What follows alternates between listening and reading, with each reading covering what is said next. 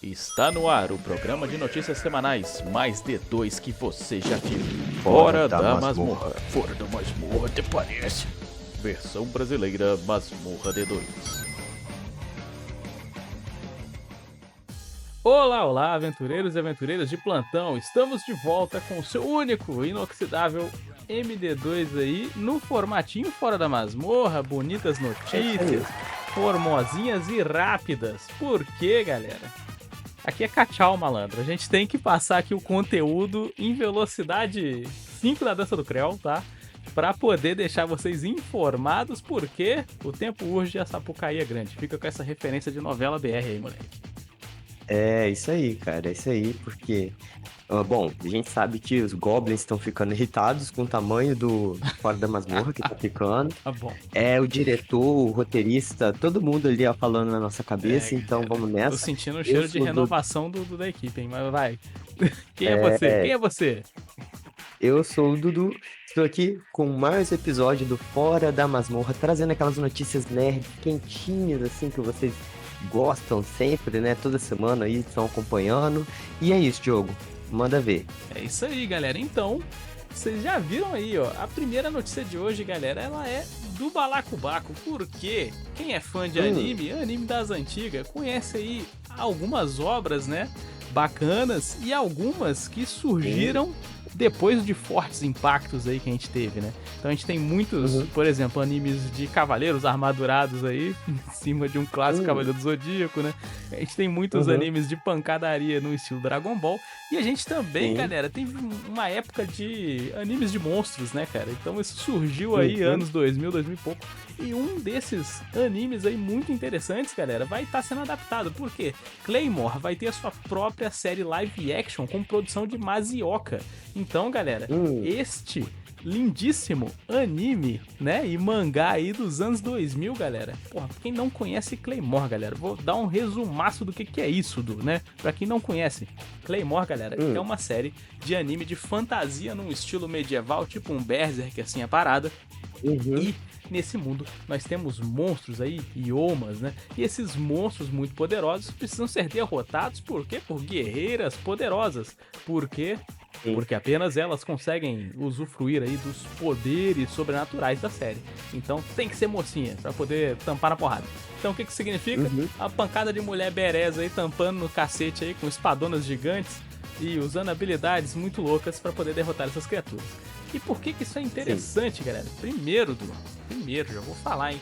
O mangá de Claymore, ele foi escrito aí por Norihiro Yagi e ele vai ser adaptado na série live action aí pela CBS Studios, que já foi responsável por fazer uma pancada de outras séries. Então já fez Riverdale, já fez CSI Miami, já fez alguns conteúdos aí do nosso queridíssimo Bear Grylls aí. Então, ó, o sobrevivencialista mais famoso de todos os tempos, né, Du? E ainda adaptou obras da Shueisha aí, como Death Note, Hunter vs Hunter, Naruto e muitos outros. E esse projeto vai ter essa produção executiva do Masioka. Olha aí que legal. E ela, né, na verdade, vai ser aí, vamos dizer assim, produtora aí dessa parada e já cuidou de outra série grande chamada Heroes, moleque, né?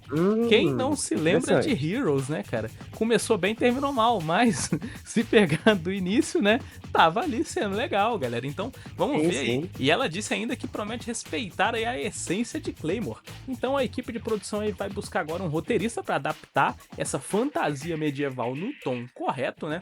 E vamos ver como que as nossas caçadoras aí vão estar, cara, na telona. Porque, galera, Claymore tem muita luta. E é um anime, assim, brutal e com um estilo de arte incrível e muito característico. Então, pra conseguir colocar isso ali na tela, vai ser um certo desafio, cara. Porque a gente sabe que, pessoal, ficção histórica, né, ainda mais ficção fantástica, esse tipo de pegada, assim, que você tem meio que pé no chão e elementos da sobrenaturalidade, isso é difícil porque é complicado fazer não ficar galhofa, tá? Vou falar mesmo. E os poderes do Berserk, a gente tem cavaleiras ali, Claymores ali, que usam Sério? suas espadas, ô caramba, de Claymore. A gente tem caçadoras que tem o braço elástico, então elas conseguem bater tipo chicoteando. A gente tem outras que Uhum, vão criar partes monstruosas do seu corpo para atacar as criaturas. E a gente tem também que uhum, muitas delas na trama da história acabam também se tornando inimigas. Então a gente tem muitas lutas de cavaleiras contra cavaleiras. Então são, vamos dizer assim, poderes ali que vão quase no caminho da marcialidade, na luta marcial. uhum. Então tô muito interessante também ver porque a coreografia de luta vai ser muito importante pro sucesso dessa obra, pessoal. Sem falar E nos efeitos. exatamente, sem falar nos efeitos. Então, pra quem aí tá que nem eu, entra aí no hype do trem aí, galera.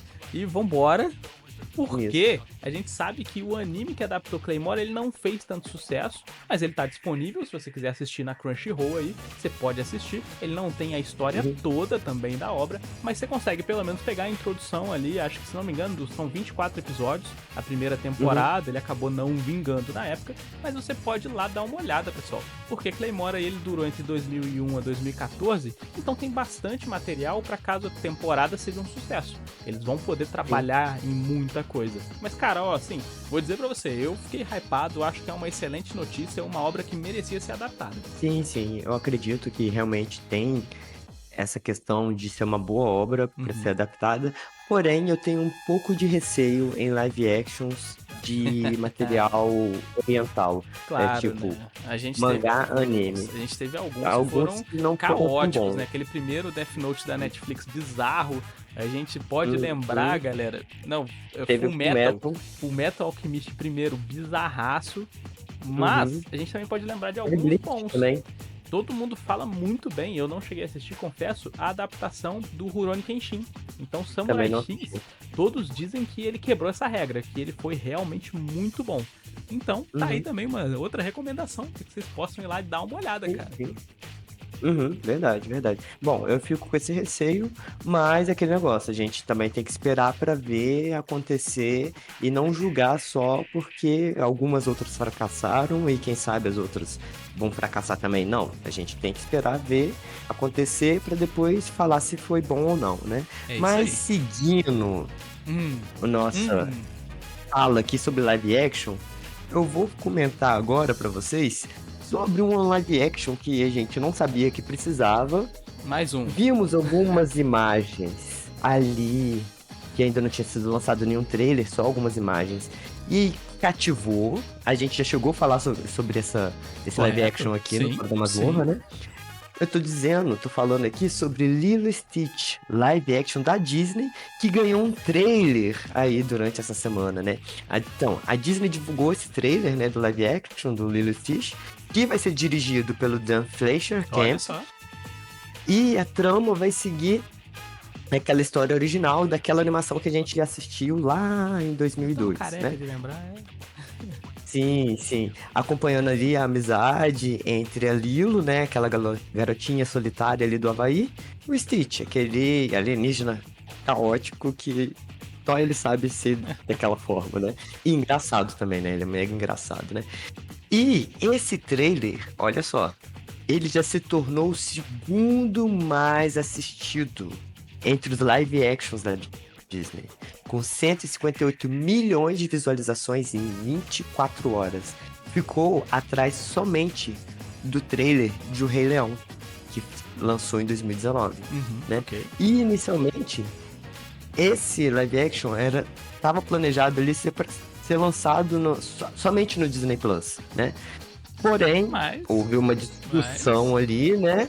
Ah, E cara. o filme agora vai chegar nos cinemas, né? Aham, com certeza. Ou seja, chegando no cinema pode ser que arrecade muito mais dinheiro, né? Acho que E sim. agora a gente vendo que o trailer tá muito bom e toda a computação gráfica também tá muito boa, eu acho que isso ajuda muito mais a galera a ficar hypada e eles faturarem mais, né?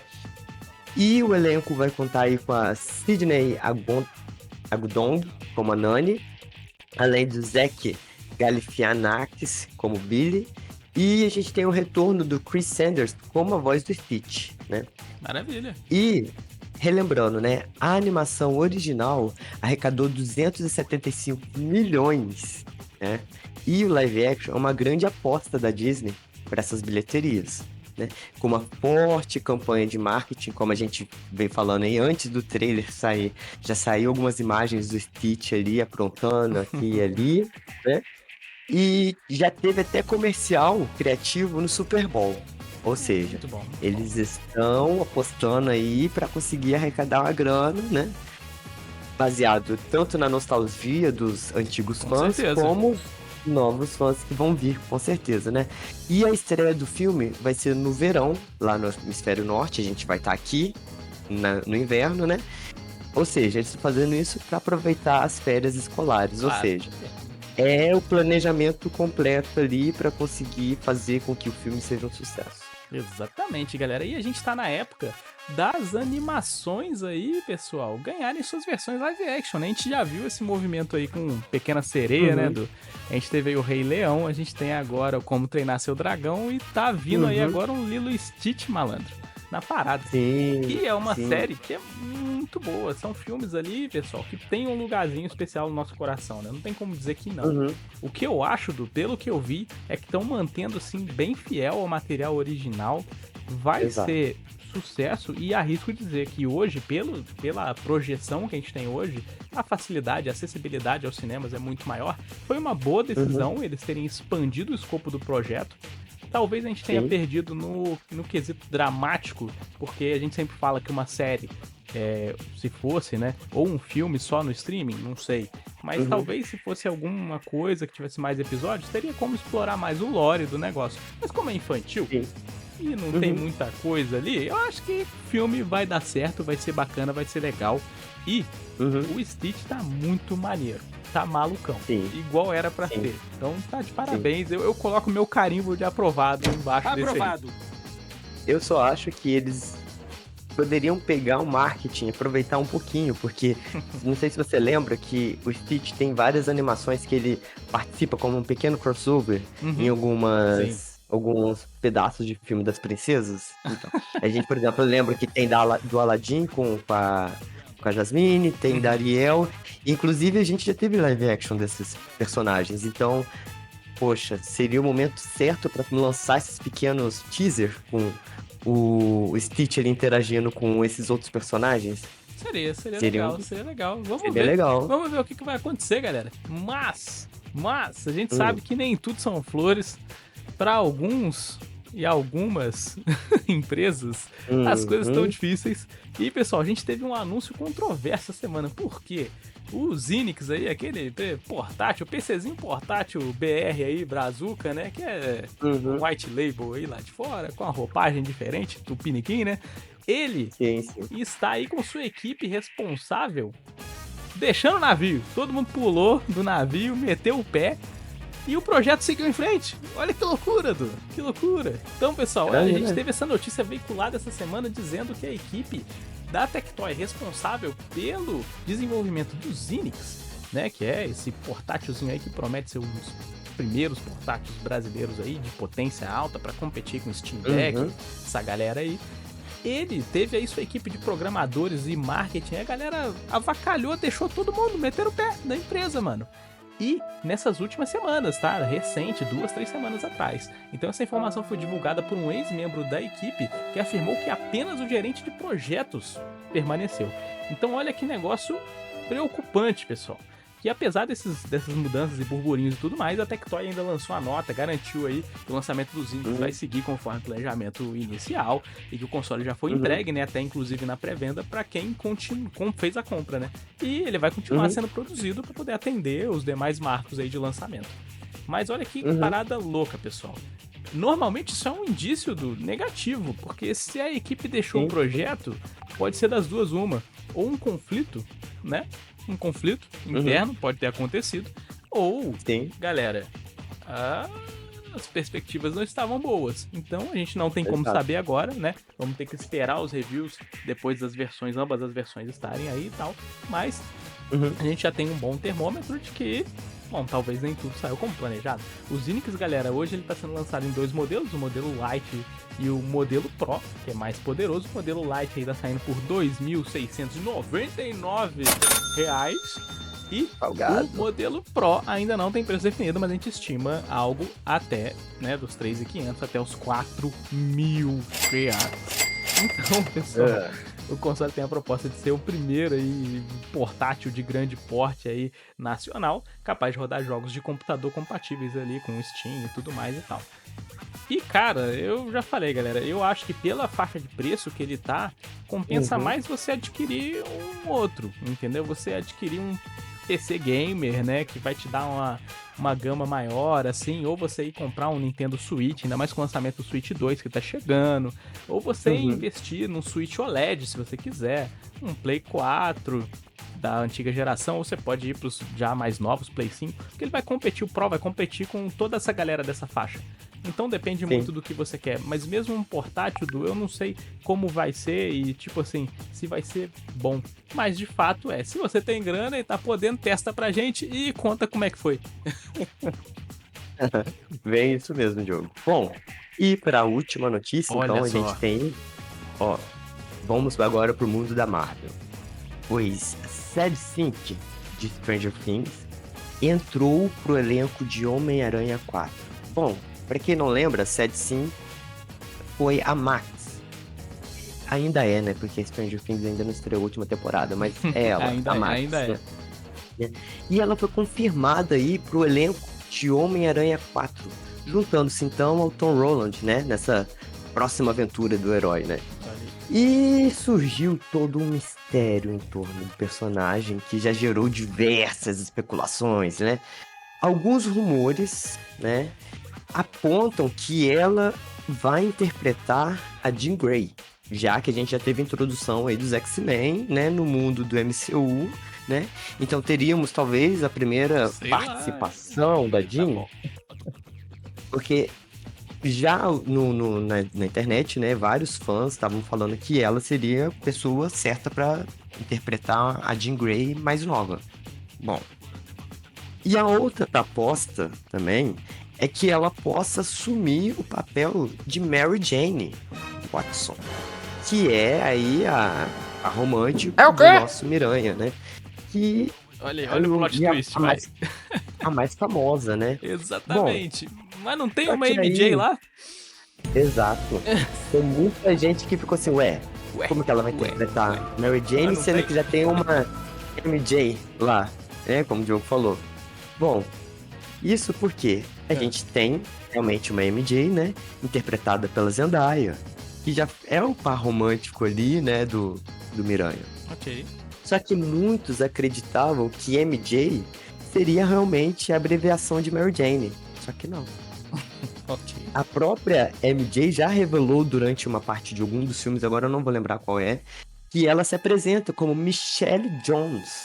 Ou seja, Tá bom. a gente ainda não tem uma Mary Jane ali dentro, né? Ok. E agora é aguardar pra saber quem que a Zendaya não, quem que a Sad Sink vai estar interpretando nesse filme. Está tudo ainda bem escondido, né? Bem... Com certeza. Nada foi revelado, né? Agora é só aguardar. Bom, o filme vai ser dirigido aí pelo Destin Daniel Cretton, que foi responsável pelo Shang-Chi e a Lenda dos Dez Anéis, né? Eu gosto. E tem estreia marcada para julho do ano que vem.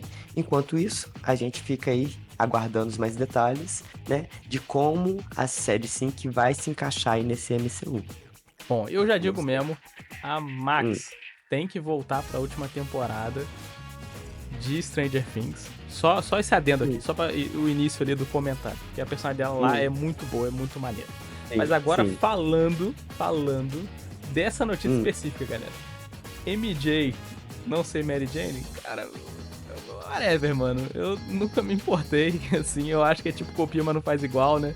Botaram ali só pra galera poder achar que era, mas não era, beleza. Eu acho que isso indifere, não vai fazer muita diferença. Eu não sou fã da Mary Jane, vou te falar, mesmo na trilogia lá inicial do Miranha Tobey Maguire lá, ela era uma personagem pé no saco, chata pra cacete. Então, tipo assim, não sei o que daria pra poder ter aí de bom aí dela, mas, cara, se vai ser interpretado por uma boa atriz, pode sumir com esse ranço aí que eu tenho, com certeza. Também depende dos Sim. roteiristas e como vai ser, porque no 4, galera, no Homem-Aranha 4, a gente tem as consequências do efeito do feitiço de esquecimento maluco lá do Doutor Estranho. Então ninguém mais sabe quem é o Peter Parker, né? Então ele vai recomeçar a vida dele. Tanto que agora ele tava jogando no modo easy, né? Agora ele foi pro very hard, né? Essa é a ideia, né? Sim, Então a gente espera sim. ver algo parecido com os Homens-Aranhas anteriores, né? Do Tobey Maguire lá e do Andrew Garfield, que eram, né, mais a essência do personagem, mais pobrezinho, tendo que se desenvolver sozinho, sem um senhor bilionário com tecnologia Stark pra poder dar os seus trajes pra você de presente, né? Eu acho que isso, Exato, exato. um Sugar Daddy aí, super-herói, facilita um Nossa, pouco a sua Isso vida. tava na minha mente. Né? Isso tava na minha mente. Mas Eu não falei facilita. porque- Facilita, né? Obrigado, É. senhor Stark, né? Tá. É isso. Devia É. ter o logo dele, assim, no ombro do Homem-Aranha, assim, do Tom Holland. Patrocinado porque, por- patrocinado, pô, igual Marlboro, né? Lá nos carros de Fórmula 1, mesma coisa. Red Bull, é isso, tá? Então É isso vamos aí. ver como é que vai ser, como vai ser encaixado. A franquia precisa de personagens novos pra poder seguir nesse novo arco. E vamos ver como que eles vão integrar também os antigos. Agora, eu mato por terra essa parada de Fênix nova, X-Men, o cacete. X-Men tá muito cedo pra aparecer e a gente já tem uma expectativa de que eles surjam depois do Quarteto Fantástico.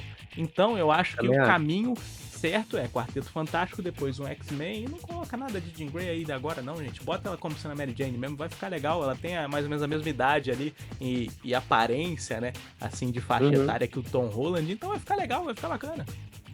Sim, sim, eu acredito também. Bom, eu não crio muita expectativa também nesse fato de trazer, talvez, a Jean Grey já de uma vez. Por Não. mais que a gente já tenha, no final do filme As Marvels, né, a aparição já do Fera.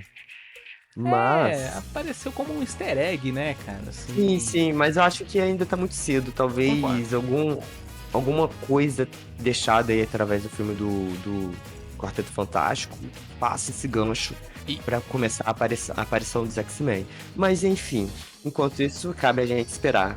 Toda hora eu falo assim que cabe a gente esperar, né? Porque Cabe a gente pra esperar. Eu gente não escolhi criar- esperar, o Dudu é assim, galera. Vocês estão vendo aí. Né? Pra gente não criar tanta expectativa, O que eu né? ia Tanta dizer, especulação só em pra, cima. só pra gente fechar esse tópico, galera, lembrem-se do conselho fodão lá do Doutor Estranho 2 Multiverso da Loucura, com o professor Xavier lá, né, que retornou o ator ao personagem, com lá como é que era? Não é Gavião Negro, como é que é o cara lá, o do Raio Negro. Raio Negro, que Raio desintegra os outros com sua fala, né?